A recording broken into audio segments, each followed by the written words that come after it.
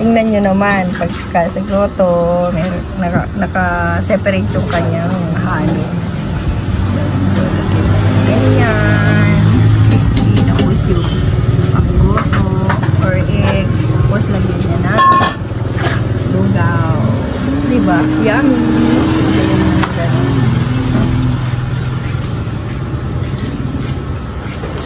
Si Ading Lina. Pagsipulas na?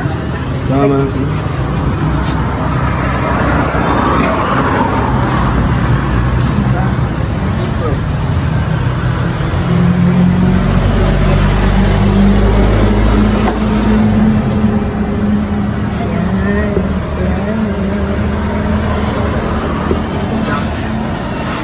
Goto tayo.